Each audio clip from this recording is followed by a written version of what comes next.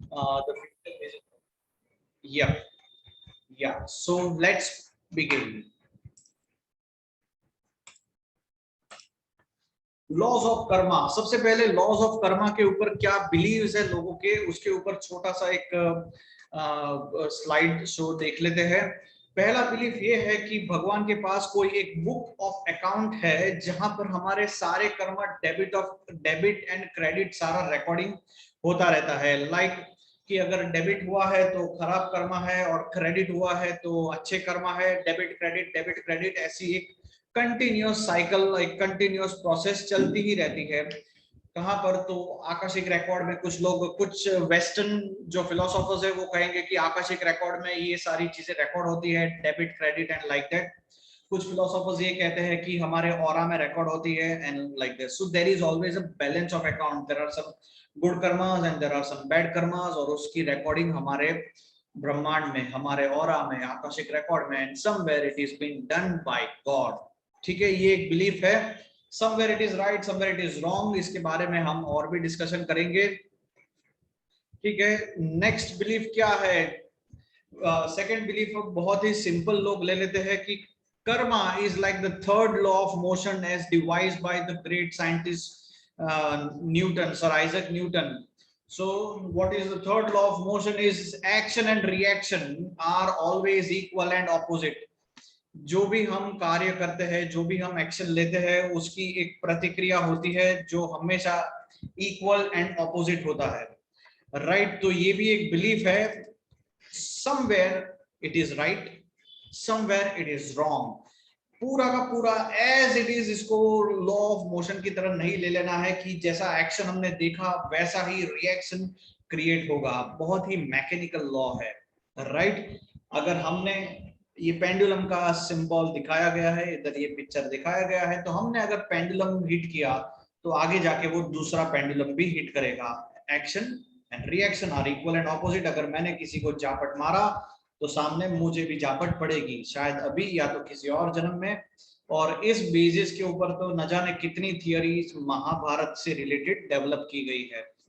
Right, but ये partially true है, not completely true. ठीक है, चलिए आगे बढ़ते हैं थर्ड बिलीफ की तरफ। थर्ड बिलीफ भी एक्शन एंड रिएक्शन की तरफ। As you sow you reap, जैसा आप बोगे वैसा फल पाएंगे, या तो जैसी करनी वैसी भरनी, जैसे को तैसा एंड लाइक दैट, कि जो जैसा बीज बोएंगे वैसा ही फल उपजेगा। इसके ऊपर तो कबीर का एक बहुत ही बढ़िया दोहा भी है कि बोया पेड़ बबूल का, अमुआ कैसे पाए। यानी अगर आपने बबूल का पेड़ बोया है तो आम नहीं आ सकते हैं कभी भी। राइट, बट अगेन ये जो सारा सिस्टम है बहुत ज्यादा मैकेनिकल है। राइट, एक दो फ्रेजेस में या एक सिंपल लॉ में हम पूरा का पूरा कार्मिक सिस्टम एक्सप्लेन नहीं कर सकते। ये उससे थोड़ा ज्यादा डीप है, थोड़ा ज्यादा डिटेल में है, तो मेरे साथ बने रहिएगा। ओके, इन बिटवीन आपको कुछ भी और पूछना है तो आप मुझसे बेझिझक पूछ सकते हैं।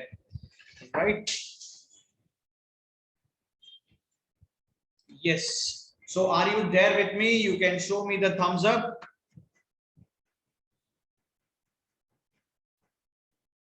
Is everyone with me? Yes, Renuka ji ने थम्स अप दिखाया, so she is with me. Anita ji ने दिखाया, गुंजन जी ने दिखाया, यस।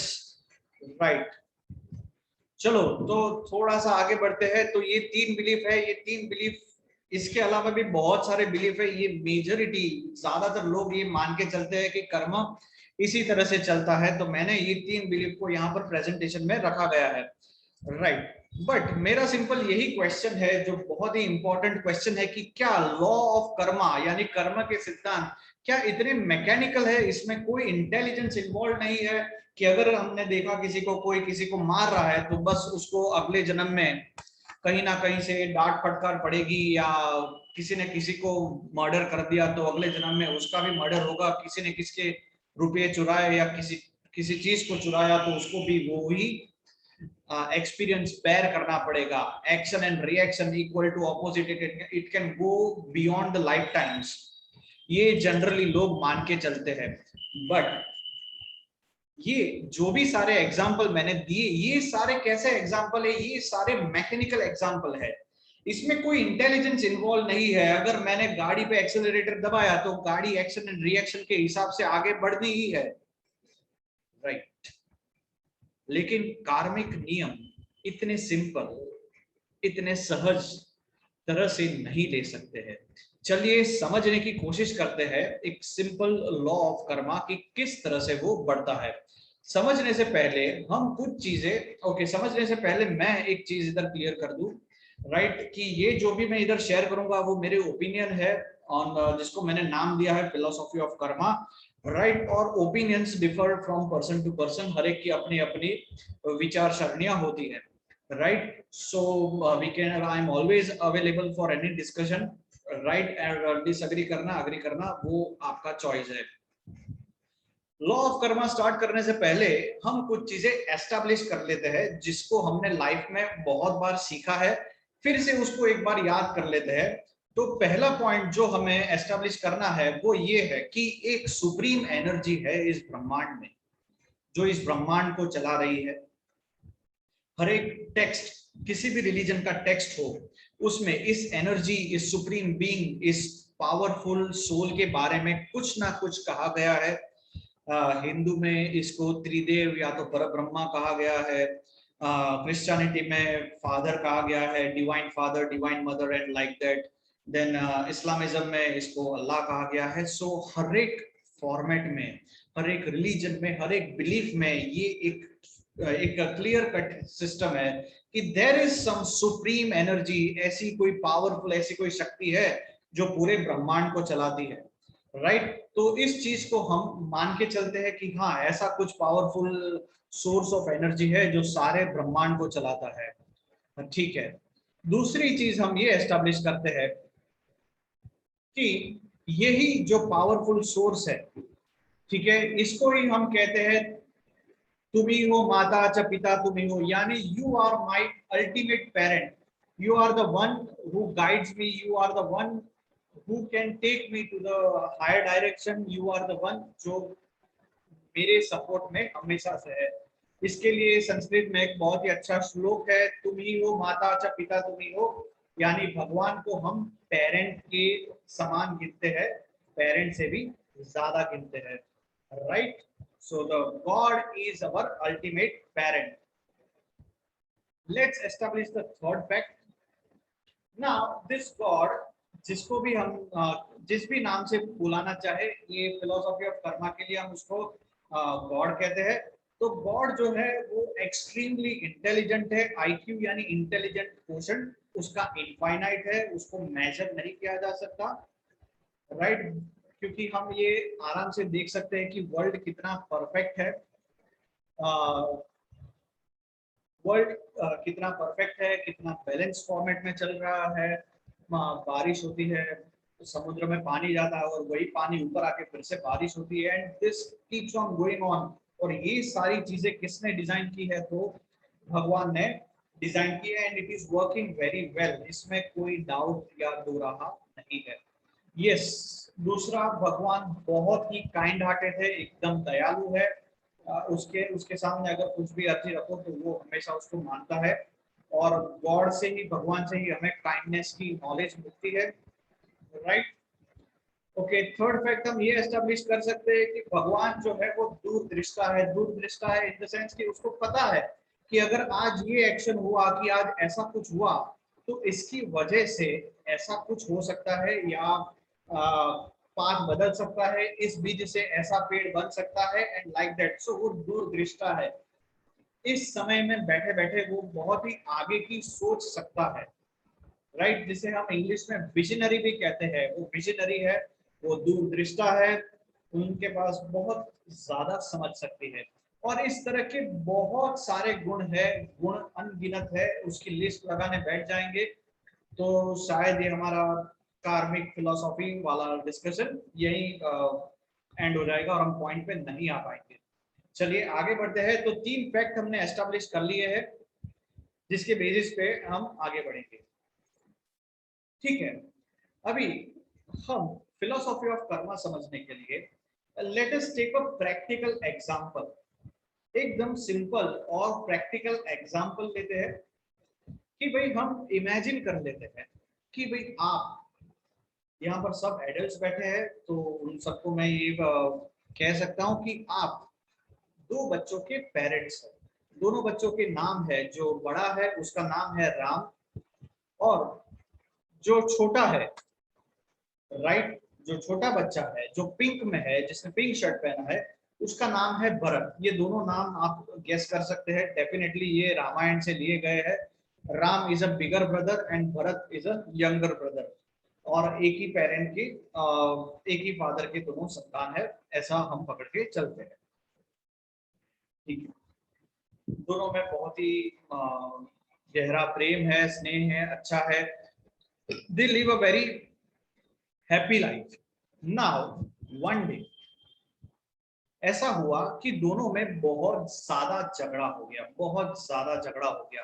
किस बात से झगड़ा हो गया हम उसके बारे में इस वक्त डिस्कशन नहीं करेंगे, बट हम ऐसा मान के चलते हैं कि दोनों में बहुत ज्यादा झगड़ा हो गया, और भरत जो कि छोटा भाई है, उसने राम को इतना मारा कि उसका खून निकलने लगा, वो गिर गया। ठीक है, राइट। और सामने राम कुछ भी एक्शन ले सके या तो भरत को मार सके, उससे पहले पेरेंट आ जाते हैं, यानी राम और भरत की मदर आ जाती है। वो सिचुएशन देखती है कि भरत ने राम को मारा है, राम लहू से लहूलुहान हो गया है, यानी गिर गया है, उसका खून निकल रहा है, और भरत बहुत ज्यादा गुस्से में है, राइट। वो ये सिचुएशन देखती है, और यहां पर हम एक छोटा सा पॉज लेते हैं। अभी हमें ये समझना है कि पेरेंट, हमने अभी थोड़ी देर पहले ये एस्टेब्लिश किया कि पेरेंट कौन होता है। पेरेंट तो भगवान को भी हम पेरेंट ही गिनते हैं, तो राम और भरत उनके पेरेंट यानी इनके मदर आ गए हैं। ओके, यहाँ पर तीन सिचुएशन ही पॉसिबल हो सकती है कि क्या किया जा सकता है। हाउ पेरेंट विल रिएक्ट, यानी जब तक पेरेंट नहीं चाहेंगे तब तक राम और भरत में कोई भी रिएक्शन नहीं आएगा, they will be there as it is. ठीक है, मैं कुछ भी रिएक्शन के बारे में बताऊं, मैं तब उससे पहले आपसे कुछ इनपुट लेना चाहता हूं कि राम और भरत की मम्मी को क्या रिएक्ट करना चाहिए इस सिचुएशन के ऊपर। आप चैट बॉक्स में कुछ लिख सकते हैं, और बोलना चाहे तो it will be great, I am ready to listen. Sir मुझे लगता है कि it depends on the parent, कि अगर वो पहले अंडरस्टैंड करेंगे कि प्रॉब्लम क्या थी और क्या सिचुएशन रही, और चलिए ठीक है ये दोनों बच्चे थे आपस में, अगर बहुत ही माइनर है तो मैटर करता है कि अब उसका सोल्यूशन क्या हो। I okay, believe in solution. Okay, you believe in solution, that is very true, right. तो यू आर ऑलमोस्ट देयर कि आपने कहा कि सिचुएशन, चलो हम ऐसा समझ लेते हैं कि सिचुएशन बहुत बड़ी है, the matter is really big, और उसी वजह से ये झगड़ा हो गया। Right now we are not judging anyone कि ये गलत है ये सही है, लेकिन मैटर बहुत बड़ी है कि ये एग्जैक्टली। झगड़ा हो गया। तो अभी क्या करना चाहिए? Solution okay, sir. चैट में मुझे किसी, फाइंड आउट एक ही the minute, solution. first find the reason to the situation। okay, reason to the situation, right। चलो ये भी बहुत सही है, पहले समझते हैं कि क्या प्रॉब्लम है। जैसा गुंजन जी ने कहा वैसा ही रेणुका जी ने चैट में जवाब दिया है। ये आप कुछ कह रहे थे गुंजन जी? सर वही कह रही थी जैसा उन्होंने लिखा है मैसेज में सेम, कि फर्स्ट वी शुड अंडरस्टैंड कि what is the situation and what is the solution. दो ही मैटर होते हैं, या तो आपको प्रॉब्लम पता है और उसको बढ़ाने से बेटर है we find out the solution. Okay, done. So it is good, as a normal parent तो हम यही करेंगे, हमारी जितनी इंटेलिजेंस है उसके हिसाब से हम पहले रीजन समझेंगे, उसके बाद ही हम आगे एक्ट करेंगे। ठीक है, या वेरी राइट। ओके अनीता जी, आप कुछ कहना चाहते थे? सर पहले दोनों बच्चों से पूछेंगे किस कारण से इतना झगड़ा हुआ है। मान लो अब उनको पता ही नहीं है, दोनों बच्चे अपन कहीं बाहर चले गए, दोनों बच्चे पीछे से झगड़ रहे हैं, तो पहले उनका रीजन जानने की कोशिश करेंगे, दोनों झगड़ किस बात पे रहे हैं। ओके, राइट, उसके बाद एग्जैक्टली, ही वही पहले रीजन जानेंगे और फिर आगे बढ़ेंगे। ओके, एनीबडी एल्स, किसी और को कुछ कहना है? आप चैट बॉक्स में भी लिख सकते हैं। आई होप आप मेरे साथ हो सब लोग, ये टॉपिक बहुत ही अच्छा है, मजा आएगा सुनने में। Okay, done. चलो, मुझे 3 इनपुट मिले हैं एंड दैट्स ग्रेट। सो ठीक है, हमारी नॉर्मल इंटेलिजेंस के हिसाब से हमने जो डिसीजन लिया कि सबसे पहले हम रीजन समझेंगे कि झगड़ा क्यों हो रहा है, फिर आगे बढ़ेंगे और फिर हम डिसाइड करेंगे कि किसकी गलती है और किसकी गलती नहीं है। ठीक है? Okay, solution about the problem, right. Solution जानने से पहले हमें ये भी जानना चाहिए कि प्रॉब्लम क्या है। Okay, very well done. ठीक है, लेकिन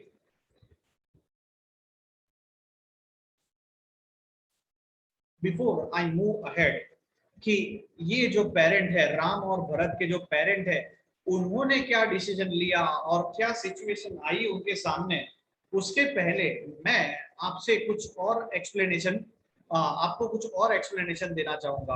वो एक्सप्लेनेशन है हमारी प्रैक्टिकल लाइफ के बारे में कि हम ऐसी किसी भी सिचुएशन में आ जाते हैं तो हम क्या सोचते हैं। जनरली जब भी हम लाइफ में कुछ डिस्टर्बिंग सिचुएशन में आ जाते हैं, जब भी हमारी एक्सपेक्टेशंस के हिसाब से हमारी लाइफ में काम नहीं होता है, जब भी हम प्रॉब्लम फेस करते हैं, ऐसी सिचुएशन में हम हमारे कर्मों को दोष देना स्टार्ट कर देते हैं। कहीं ना कहीं मन के किसी कोने में हम ये भी समझ लेते हैं कि हमारे जो भगवान है, जिसे हम पेरेंट कहते हैं, उस भगवान के बारे में हम ये कहना चाहते हैं कि भाई ये भगवान चाहते ही नहीं है कि हम सक्सेसफुल होए, ये भगवान चाहते ही नहीं है कि हमारी लाइफ में प्रोग्रेस होए। या तो हम ये कहेंगे कि हमारे कर्म ही इतने खराब है कि मेरी प्रोग्रेस हो ही नहीं सकती। एक इस तरह की एक डिस्टर्बिंग बिलीफ हमारे मन में हम गांठ मार के बैठ जाते हैं। राइट? Do we agree? क्या आप सब लोग मेरे साथ हो? यस, तो at least you can show thumb.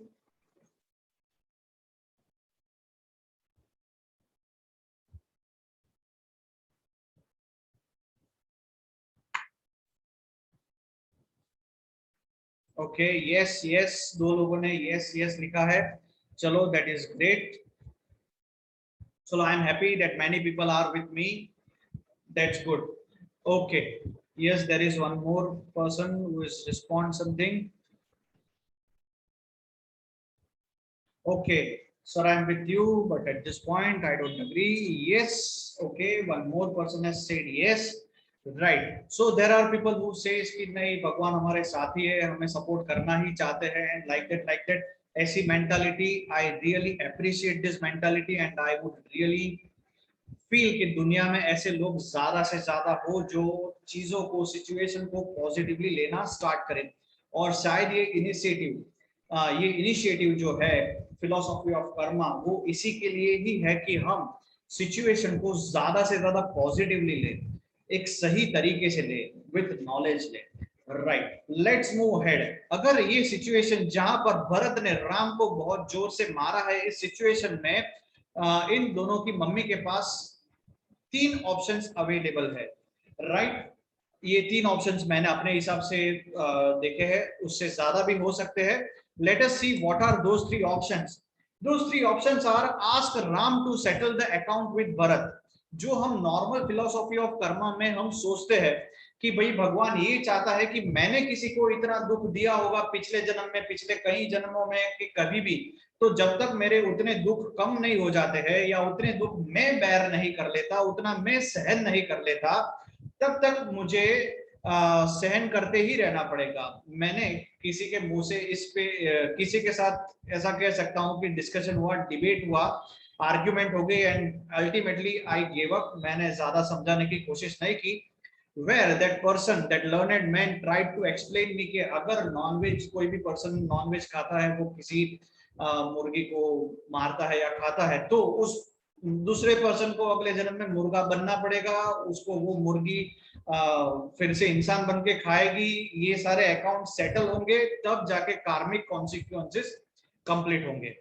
ठीक है, तो पहली पॉसिबिलिटी ये है कि उसकी मम्मी, राम की मम्मी ये कहेगी कि भाई तुम भरत के साथ अपना अकाउंट सेटल कर दो, राइट। जो अगर किसी का मर्डर किया है तो अगला जन्म लिया जाएगा, जो जिसका मर्डर हुआ है वो दूसरे को मारेगा, मर्डर सेटल, कार्मिक अकाउंट कंप्लीटेड। बहुत ही छोटी थियरी है, बहुत ही नैरो माइंडेड थियरी है। जस्ट सोचिए, यही राम और भरत वाले सीन में ही सोचिए कि राम जो कि बड़ा है, उसने भरत को उसी तरह से मारा जैसा उसने भरत को मारा है, उसका भी खून निकला, उतना ही खून निकला। तो भरत के मन में ये आएगा कि मैं इसका बदला लेके ही रहूंगा, मैंने कुछ गलत नहीं किया है, फिर भी मुझे मारा जा रहा है, तो इसका बदला लेके ही रहूंगा। वो फिर से राम को मारेगा, राम फिर से भरत को मारेगा, और अकाउंट तो कभी सेटल नहीं होगा।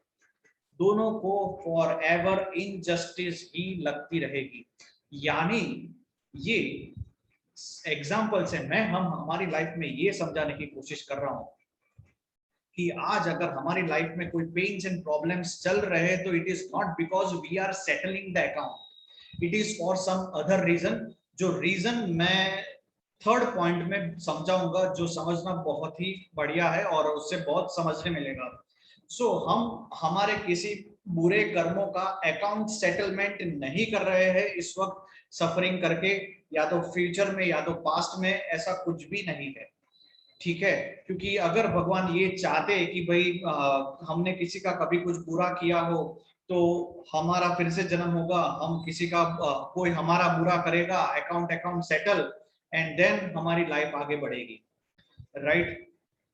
हमने जब फैक्ट्स एस्टैब्लिश किए थे तब ये देखा था कि God is very kind hearted. वो कभी नहीं चाहेगा कि हमारी लाइफ में रिवेंज वाली सिचुएशन क्रिएट हो, बदला क्रिएट हो, हमारे अंदर इनजस्टिस की भावनाएं क्रिएट हो, क्योंकि भगवान चाहता है प्रगति, प्रोग्रेस। कृष्णा ने भी महाभारत में कहा है कि जहां पर शांति होगी प्रगति वही होगी। ऐसी अकाउंट सेटलिंग वाली सिस्टम से कभी भी शांति नहीं डेवलप हो सकती है। ठीक है, लेट्स मूव अहेड। एक अनदर सिचुएशन जो मुझे लगती है कि हो सकती है, वो ये हो सकती है कि राम की मम्मी ऐसा बोलेगी कि भाई तू भूल जा, भरत तेरा छोटा भाई है, उसने जो किया जाने दे, खत्म कर, ठीक है, तू आगे बढ़, राइट। अभी इसमें दो सिचुएशन क्रिएट हो सकती है। अगर यही चीजें चलती रहेगी तो राम अपना सेल्फ एस्टीम लूज करता जाएगा, राम अंदर से अंदर ही गिरता जाएगा, क्योंकि एक्चुअली तो उसके साथ इनजस्टिस हो रही है। उसको जो लाइफ में मिलना चाहिए वो मिल नहीं रहा है, उसके पॉइंट ऑफ व्यू को कोई समझ ही नहीं रहा है। ठीक है, और सीधा ब्लंटली उसको कहा जा रहा है कि तू ज्यादा बड़ा है, बड़ा यानी पावरफुल है, तू स्टेबल है, ग्रेट है, तो उसको तू भूल जा, माफ कर दे, जाने दे।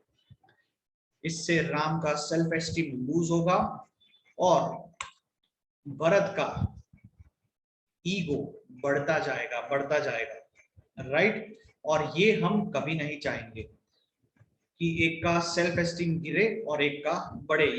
ये समाज में, हमारे ब्रह्मांड में, हमारी दुनिया में हर जगह एक बहुत ही ज्यादा इम्बैलेंस क्रिएट कर देगा। यानी जो मार रहा है उसका ईगो बढ़ता जाएगा और जो सहन कर रहा है उसका सेल्फ एस्टीम टूटता जाएगा। तो ये पैटर्न भी गलत है। ये सिचुएशन अगर ऐसी कुछ भी आती है तो भी वो सही तरीका नहीं है कार्मिक अकाउंट सेटल करने का, राइट। ठीक है, तो what is the method that God is following? भगवान एग्जैक्टली कौन सा फॉर्मेट फॉलो करते हैं, या तो मैं ये कहूंगा कि क्या है exactly the philosophy of karma, जिससे कि हमारी लाइफ भी इंप्रूव होती है। Let us move ahead. It is the realization of intent. Okay, अभी यहाँ पर जितने भी बैठे हैं सबके सब पेरेंट हैं, किसी ना किसी के 2 बच्चे 1 बच्चे है एंड लाइक दैट, और आगे जाके कहीं किसी के बच्चे हो सकते हैं। और अगर ऐसा कुछ है तो उन्होंने किसी और के भी पेरेंटिंग को ऑब्जर्व किया होगा। जब भी माँ अपने बच्चे को मारती है तो ऐसा कभी भी नहीं होता कि बच्चा सामने रिएक्ट करता है, बच्चा सामने माँ को मार देता है क्योंकि उसको अकाउंट सेटल करना है, ऐसा कभी नहीं होता है। क्यों? क्योंकि it is a well established fact कि माँ का इंटेंशन एकदम क्लियर है, वो हमेशा से ही बच्चों का प्रोग्रेस चाहती है। वो माँ अपने बच्चों को मारती है या तो पनिश करती है, वो सिर्फ इसीलिए करती है क्योंकि वो चाहती है कि उसका बच्चा प्रोग्रेस करे, आगे बढ़े। सो यहाँ पर हमारा कर्म यानी कि हमारा एक्शन क्या है, यानी मैं ये कहना चाहता हूँ माँ का एक्शन क्या है। माँ का एक्शन ये है कि वो बच्चों को मार रही है, लेकिन एक्शन के पीछे का इंटेंशन क्या है? एक्शन के पीछे का जो इंटेंशन है वो है प्रोग्रेस।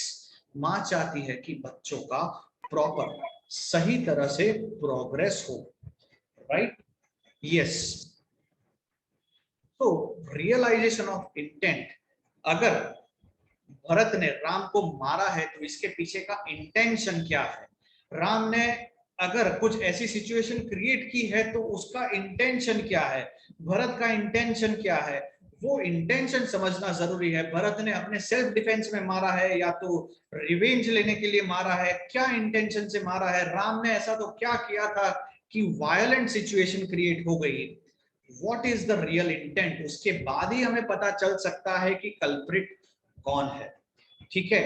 और उसी इंटेंशन के हिसाब से हमारे कर्म के आगे के डेफिनेशंस क्रिएट होते हैं, ठीक है? अगर मैंने किसी को इंटेंशनली परेशान किया है, अगर मैंने किसी को इंटेंशनली मारा है, राइट, तो डेफिनेटली मुझे वो प्रॉब्लम फेस करनी पड़ सकती है। ऐसा नहीं कह रहा कि करनी पड़ेगी ही, करनी पड़ सकती है, क्योंकि इसमें एक और चीज है जो हमें समझनी और भी जरूरी है, राइट? तो सबसे पहले तो ये है कि रियलाइजेशन ऑफ इंटेंट की ऐसा तो क्या हुआ था कि ये कार्मिक सिचुएशन क्रिएट हो गई, right? Okay, violence is just an reaction to the accumulated memories of action और accumulated experience of actions।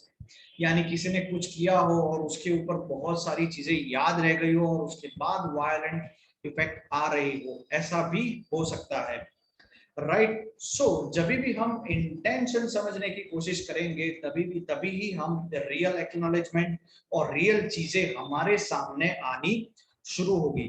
यहां से ही विजडम के दरवाजे खुलने शुरू होंगे, राइट? विजडम, हम इसको नॉलेज भी कह सकते हैं,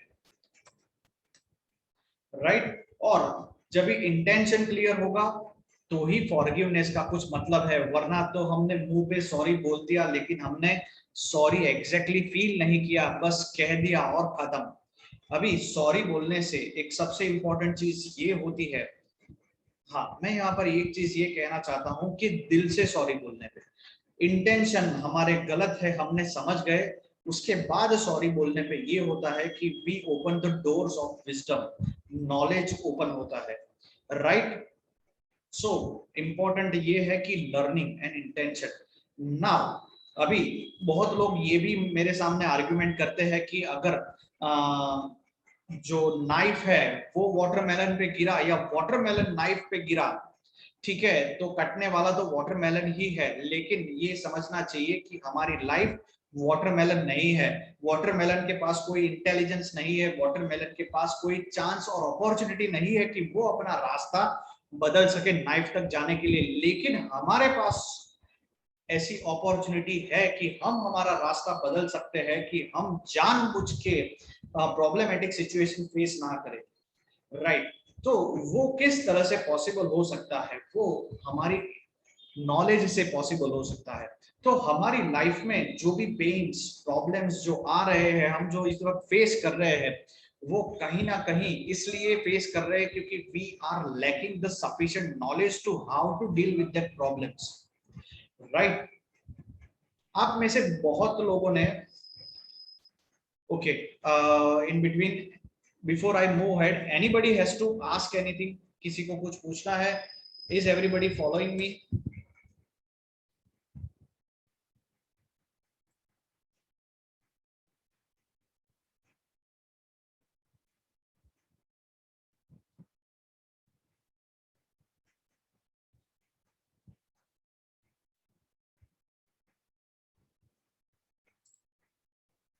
okay,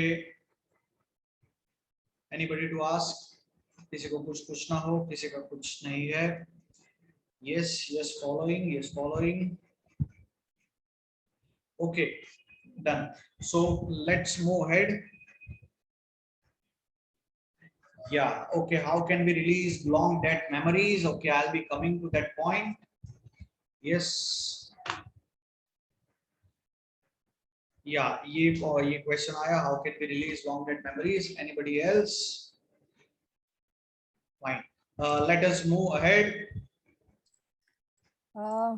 I have a question. 1 second. Yes. So here, how do we understand whether it is a debt? It's a karma. How do we understand that? Okay. Whether it is a debt or whether it is a karma, how can we understand? Yeah. How do we understand, and then we can rectify? So we have to understand first. Okay. First of all, हमें ये समझना चाहिए कि whatever happened has happened. Right? Let us say example of Ram and Bharat. ठीक है, हमने अभी जो एग्जांपल लिया उसी एग्जांपल के चलते चलते हैं। राम एंड भरत, और भरत ने राम को इतनी जोर से मारा कि Bharat Ram died and they took the rebirth. Now as per normal understanding we will say कि भाई Bharat is suffering, it is all because कि भाई उसने पहले राम को बहुत ही परेशान किया था and now Bharat has to सफर।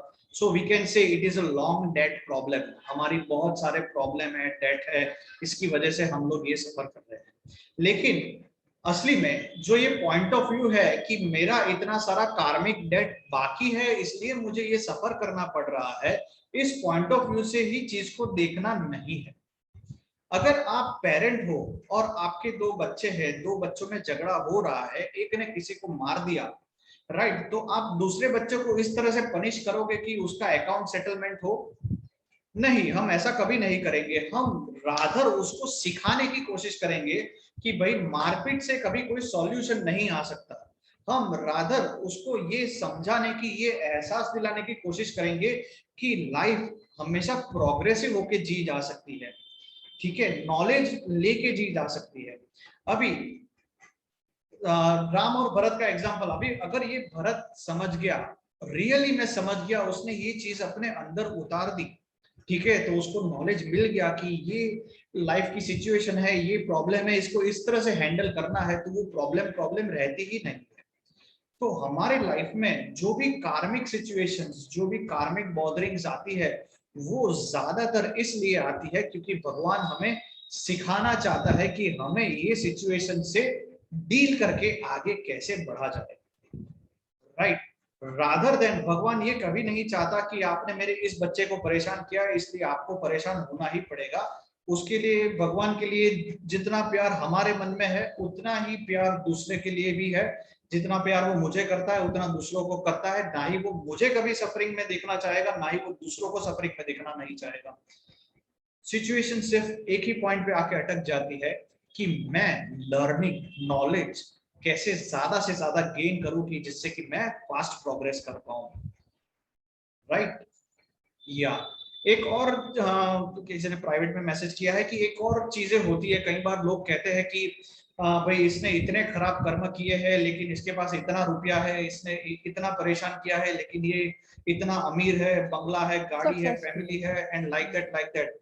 इसने सारे खराब काम किए हैं फिर भी इसके पास है। लेकिन सॉरी, मेरा ये क्वेश्चन है कि ये हमें समझना चाहिए कि हमने उसकी लाइफ में अंदर जाके देखा है कि वो अपने पैसों का किस तरह से इस्तेमाल कर पा रहा है, उसके बच्चे कैसे हैं, राइट, उसकी फैमिली वैल्यूज कैसी है, ठीक है। हर बार पैसा is one of the pillar to live life happily, but it is not only the pillar to live life happily. So वो सारी चीजें हमें बाहर से दिख रही है, एंड मोस्ट इंपॉर्टेंट थिंग मैं हमेशा से यही कहूंगा कि अपनी लाइफ को दूसरों के साथ कंपेयर करके लाइफ को डिस्टर्ब नहीं करना है। हाँ, हमें पैसे कमाने हैं तो भगवान से ज्ञान मांगो कि मैं ऐसा क्या करूं कि ज्यादा पैसे कमा सकूं, मैं अपनी लाइफ एबंडेंस में जी सकूं, मुझे जो भी खर्चा करना है मैं कर सकूं, ठीक है, वो ज्ञान मांगो। ओके, ठीक है।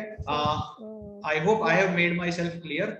यस, एक और चीज मुझे ये बतानी थी कि जैसे आपने बोला कि भरत ने राम को मारा, तो इज इट लाइक कि वो नलिफाई हो गया कि राम ने ऑलरेडी कुछ किया था, भरत ने उसको मारा, नलिफाई हो गया। So how do we take, हाँ मतलब हम नलिफिकेशन क्यों नहीं देखते हैं, हर बार ऐसा क्यों सोचते हैं कि हमारा कर्मा है, हमने किया ये किया। So may be the previous karma is nullified now. देखो, सबसे पहले तो ये समझना चाहिए कि नलिफिकेशन वाला जो कॉन्सेप्ट है, ठीक है, वो कुछ हद तक सही है, हम उसको थोड़ी देर तक पकड़ सकते हैं। अब ये सारी चीजें, ये एक्शन है कि भाई मैंने किसी को झापट मारा या तो किसी को पंच किया, हम उसको किस तरह से मेजर करेंगे, उसके कोई नंबर्स पॉसिबल नहीं है। वो सामने वाला उस चीज को कैसे इमोशनली लेता है उसके ऊपर सारी चीजें जाती है। अभी जैसे for example, I had a class on Sunday को मेरा योग माया लामा फेरा का बहुत ही एडवांस वर्जन उसका क्लास था। वहां पर मेरे जो स्टूडेंट थे उसने एक छोटे से पॉइंट पर इतना आर्ग्यूमेंट किया कि it has no value. Like just to say an example कि भाई उसके ऑफिस में एक लेडी है, वो भी लेडी थी, उसके ऑफिस में लेडी है जो उसको इनडायरेक्टली परेशान करती है, आगे जाने से रोकती है एंड लाइक दैट। तो she explained the things that she do like that, she does like that and like that। मैंने उनको ये कहा कि भाई तुम अपने काम पे फोकस करो, you will progress definitely। But नहीं, उसको यही है कि दूसरे मुझे कितना परेशान करते हैं वही गिन के चलते हैं, राइट। तो किसी ने मुझे कितना पिन मारा उसको मैं इमोशनली कैसा लेता हूँ, कितना लेता हूँ, वो हो जाता है ना। अगर मैं नलिफाई करने बैठूंगा तो गलती से मैंने किसी को पिन मार दी, मेरे कोई इंटेंशन नहीं थे, राइट। उसी तरह से तो that other person should also not pin me, मुझे पिन मारने की जरूरत नहीं है, ठीक है। उससे तो रिवेंज वाली सिचुएशन स्टार्ट होगी। सेकंड इंपॉर्टेंट थिंग, राम और भरत वाला जो कर्म नलिफाई करने वाली बात कर रहे हैं, तो इसमें हम इस सिचुएशन को ऐसे भी ले सकते हैं कि राम ने कुछ ऐसा किया हो जिसका करने का उसका कोई इंटेंशन ही ना हो, राइट। फॉर एग्जाम्पल, राम ने भरत को ऐसा प्रॉमिस किया हो कि कल शाम को मैं तुझे पार्क में ले जाऊंगा, हम दोनों क्रिकेट खेलेंगे and like that. And suddenly Ram को ट्यूशन सर का मैसेज आ गया कि भाई आज ये होमवर्क करना ही पड़ेगा, कुछ भी हो जाए। भरत पार्क में बैठे बैठे वेट करे, उसने राम का कम्युनिकेशन कंप्लीट नहीं किया। अब राम का कोई इंटेंशन नहीं था कि भरत को ना ले जाना, but Bharat felt it insulted कि मेरे फ्रेंड्स के सामने तो मेरी तो इंसल्ट हो गई, मैंने कहा था मेरा भाई आएगा लेकिन वो नहीं आया, सो इट इज रॉन्ग। आके ना आओ देखा ना ताओ देखा और लगा दिया राम। ओके, ठीक है, तो यहाँ पर राम की तो कोई गलती है नहीं, ठीक है, राम तो he is doing in a good faith. तो यहाँ पर भरत को सीखने की जरूरत है कि पहले समझना चाहिए कि भाई क्या प्रॉब्लम है, क्या सिचुएशन है, और ऐसा कुछ होता है लाइफ में तो उसको अच्छे से कैसे डील कर सकते हैं, ठीक है। So it goes on like that. Learning, इसके पीछे का इंटेंशन, और हम हमारी लाइफ को लर्निंग कर करके कैसे आगे बढ़ाए, अच्छे एक्सपीरियंस को ध्यान में रख के कैसे आगे बढ़ाए, सारा का सारा कर्मा फिलोसॉफी इसके ऊपर ही चलता है। Okay. God always wants your progress. ये दुनिया, ये सुप्रीम एनर्जी, आप जो भी नाम लो, जिस भी धर्म में नाम लो, वो सिर्फ एक ही चीज चाहती है, आप खुश रहे, आपका प्रोग्रेस हो। वो आध्यात्मिक, वो ultimately every path lead to God, यानी अगर आप पैसे कमा रहे हो ultimately you will go to God, ठीक है। अगर आप स्पिरिचुअल प्रोग्रेस में हो तो ultimately you are going towards spiritual progress. So in any direction God wants your happiness, your peace of mind and your progress and your prosperity, right? So it is the real intention that works behind everything. Okay, yeah, thank you. I hope I am clear. Yeah, thank you so much. Thank you. Okay, so let's move ahead. Okay, anybody else, किसी और को? Yes, it is clear sir, thank you Gunjan ji, thank you so much. Okay, anybody else? किसी को कुछ पूछना है? Let's move ahead. You can ask me in the chat box and you can unmute and ask anytime. Okay. So learning and intentions are important. कर्म philosophy का जो भी branch हम समझ रहे हैं, जो भी हम जानने की कोशिश कर रहे हैं, उस वक्त उस पॉइंट पे हमेशा ये ध्यान में रखना है कि जो भगवान है, जो सुप्रीम एनर्जी है, जो हमें हमसे भी ज्यादा हमसे प्यार करता है, जो हमें हमसे भी ज्यादा जानता है, ठीक है, वो सिर्फ और सिर्फ हमारी प्रोग्रेस चाहता है, ठीक है, और प्रोग्रेस शांति और ज्ञान से ही आ सकती है, सेटलमेंट से नहीं। Okay, let's move ahead. किसी ने कुछ पूछा है? Niharika, okay, clear, right, okay, let's move ahead next. सो अभी द बिगेस्ट प्रॉब्लम हमारी लाइफ का जो सबसे बड़ा प्रॉब्लम आ जाता है, इतना सारा हमने कर्म के बारे में समझा, डिस्कशन किया, ये जो भी हमने किया, इसके बारे में सबसे बड़ा प्रॉब्लम ये आ जाता है कि हमारी लर्निंग प्रोसेस हमने खुद ने ही स्लो करके रखी है, क्योंकि बहुत सारा डिस्टर्बिंग नॉलेज हमारे अंदर होता है, हमारे इमोशंस, हमारे परसेप्शन, हमारे बिलीफ हमारी लर्निंग प्रोसेस को स्लो कर देते हैं। और नेचर या तो भगवान, वो बहुत ही अच्छे टीचर है। जब तक आप फर्स्ट स्टैंडर्ड क्लियर नहीं करोगे, आपको सेकंड स्टैंडर्ड में जाने नहीं मिलेगा। जब तक आपकी 12th की एग्जाम पास नहीं करोगे, तब तक आपको कॉलेज में जाने नहीं मिलेगा। यानी कि जब तक कि आप कार्मिक सिचुएशन जहां पर आप फंसे हो, उसमें आपको जो सीखना है वो आप पूरी तरह से अच्छे से सीख नहीं लेते हो, अपने दिल में उतार नहीं लेते हो, तब तक आप एक कार्मिक लूप में फंसते रहोगे। यानी हमने हमारी लाइफ में ऐसा बहुत बार देखा होगा कि हमने कि भाई एक की एक सिचुएशन अलग अलग तरह से हमारी लाइफ में आती ही रहती है। जैसे for example, I have met a person month ago, वो बहुत ही अजीब है कि वो हर वक्त एक नया बिजनेस स्टार्ट करता है। Every 2 years he starts with the new business. आज उसकी एज है 50-52 something around, right, and he is still struggling. उसके फैमिली भी है, but he is not working, and every time he face the same situation कि भाई business start करेगा, शुरुआत में आगे जाएगा और एकदम से ठप हो जाएगा। जैसे ही ठप होगा वो दूसरा बिजनेस स्टार्ट करेगा, जैसे ही ठप होगा वो दूसरा बिजनेस स्टार्ट करेगा। तो नियरली 10 से 12 साल से वो ऐसी किसी वियर्ड साइकिल में फंसा हुआ है, और आई डोंट नो कब निकलेगा। मैंने समझाया तो सही, हम सब उसके लिए प्रे कर सकते हैं।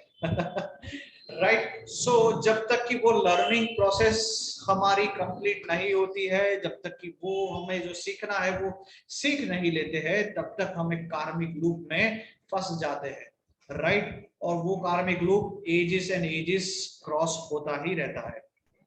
Yeah, suffering. Sir, Yes, somebody. I'm sorry I'm disturbing you at this point. I just want to know that जैसे आपने कहा कि जो हमारे कार्मिक बंधन है, और जब तक हम लर्न नहीं करते या अंडरस्टैंड नहीं करते, तब तक हमें उससे सफर करना पड़ेगा। It is related to what? It is related to education. It is related to experience of life or something else. Related to experience of life in any direction. It can be relationship. It can be your education. It can be your financial situations. It can be say house का problem, घर का problem. It can be your children's. अब relationship लेते हैं तो बहुत ही wide scope हो जाता है. It could be anything. I have a doubt. That is why I want to know. Please, can you elaborate it? I'll be thankful to you. Yes, please. Okay, so this was the doubt. Yeah, this is the only doubt. See how we can come over it. Okay, how is not our lookout exactly, to be frank. वो किसी भी रूप में आएगा। इसमें भी आप इस तरह से सोच सकते हो कि suppose एक person है and he or she, whatever he or she, they are trying to learn, want to complete their post graduation or PhD, something like, and he is not able to complete it, he is not getting even enough a chance, then how we can sort out this problem? Okay, इस चीज को थोड़ा सा अलग तरह से समझते हैं। ऐसा समझिए कि एक बच्चा है, 10th स्टैंडर्ड की एग्जाम देने वाला है, ठीक है। वो पढ़ाई कर रहा है, apparently we can see that he is studying die hard, कि भाई बुक पूरे दिन बुक में लगा रहता है, पढ़ता है, उसको पूरा टाइम देके तो पढ़ता ही रहता है। यस, बट हमें ये समझना है कि वो जो पढ़ाई कर रहा है कितना उसके दिमाग में जा रहा है। राइट, मैनी टाइम्स हम लोगों को दिखाने के लिए बस बुक खोल के बैठ जाते हैं, बुक देखते रहते हैं, ठीक है, लेकिन कुछ हमारे दिमाग में नहीं जाता, इट इज स्पेसिंग। और सेकेंड इंपॉर्टेंट थिंग, हम इसको इस तरह से ले सकते हैं कि भाई जो एग्जैक्टली पढ़ाई करनी है, जो एग्जैक्टली हमें सीखना है, वो एग्जाम पास करने के लिए क्या वो हम सीख पा रहे हैं या नहीं सीख पा रहे हैं। राइट, तो कार्मिक situations is like in short exams, ठीक है, जैसे ही वो नॉलेज हमारे अंदर आ गया, हमारे अंदर उतर गया, वो कार्मिक सिचुएशन का वो पार्ट क्लियर हो जाएगा। ठीक है, तो जैसे कि आपने मुझे एक एग्जांपल दिया कि कोई पर्सन है जो कॉन्स्टेंटली प्रोफेशनल स्टडीज या पोस्ट ग्रेजुएशन स्टडीज की तैयारी कर रहा है, लेकिन पास ही नहीं कर पा रहा इतनी मेहनत के बाद भी। तो कई बार क्या होता है कि उनकी लाइफ पूरी समझनी पड़ती है कि एग्जैक्टली क्या कार्मिक कॉन्सिक्वेंसेस है जो उनको सीखने जरूरी है, कि जिसकी वजह से वो आगे नहीं बढ़ पा रहे। ओके, इस पॉइंट पे मैं आ रहा हूं कि हमें कैसे समझ में आए कि हमें उस लूप से बाहर निकलना है, कि हम किसी लूप में फंस गए हैं या नहीं फंस गए हैं। दूसरा, हर एक की लाइफ का जो भी सिचुएशन है, जो भी कॉन्ट्राडिक्शन है, वो हमेशा अलग होता है। आप मेरी लाइफ मेरे भाई से या मेरी बहन से कंपेयर नहीं कर सकते हो, और सेम टू सेम आपके साथ भी होगा। आप अपनी लाइफ अपने सगे भाई और से ट्विन ब्रदर ट्विन सिस्टर के साथ भी कंपेयर नहीं कर सकते हो when it come to the karmic consequences. सबका परसेप्शन बिलीफ अलग होता है, और नेचर उसके हिसाब से आपको सिखाने की कोशिश करता है। ठीक है, okay, Gunjan, I hope I have made my point, or you still have doubt? Hello.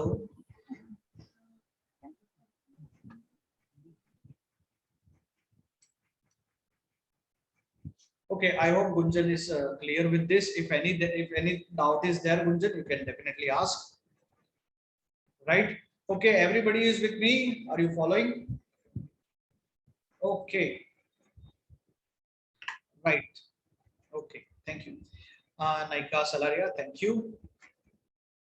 Let's move ahead.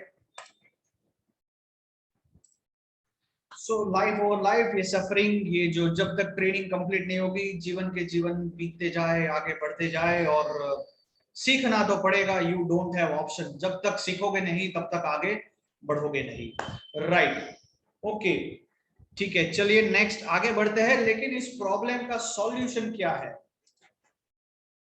Solution 1, okay, इस प्रॉब्लम के मेरे पास दो सॉल्यूशन है। पहला सॉल्यूशन है which is little bit slow but very effective, right?